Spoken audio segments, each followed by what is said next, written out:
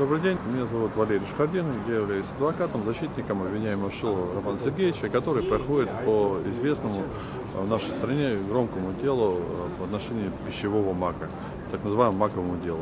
Сегодня должно было состояться в Зюзинском районном суде судебное заседание по жалобе Шилова Романа Сергеевича на незаконное действие следователя, которые нарушили его процессуальные права при проведении экспертиз по этому уголовному делу.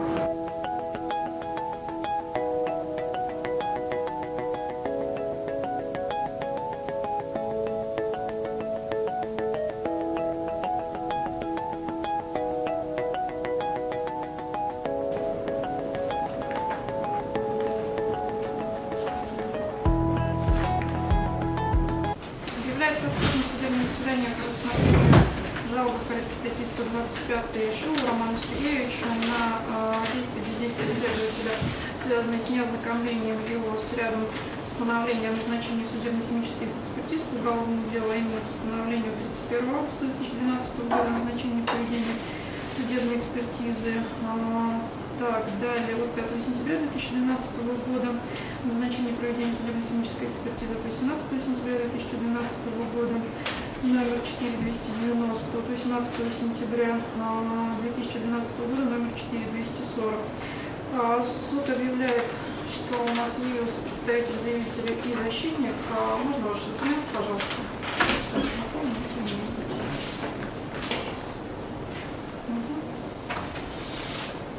Защитник адвокат Шухардин, а также представитель заявителя одноборца Владимир Михайлович. Им представлен документ, удостоверяющий личность, а отзыв доверенности имеется в материалах дела.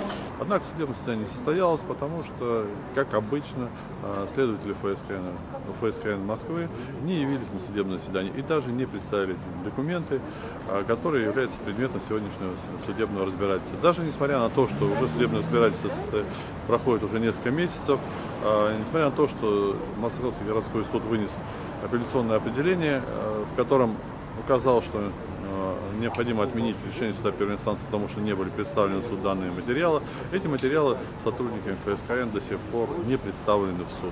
Поэтому считаю, что грубейшим образом нарушаются права моего подзащитного, нарушается право на справедливое судебное разбирательство, волокитится разбирательство дела. Тем самым сотрудники ФСКН еще раз продемонстрировали полное игнорирование прав обвиняемого, полное игнорирование вообще каких-либо запросов, требований Зюзинского районного суда, которые просто не замечают запросы суда, не замечают того, что их суд неоднократно уже приглашал на судебное заседание, игнорирует все это. Поэтому, конечно же, еще раз у ФСКН России, их следователи этого отдела показывают свое пренебрежительное отношение вообще к интересам правосудия и к правам обвиняемых по этому маковому делу.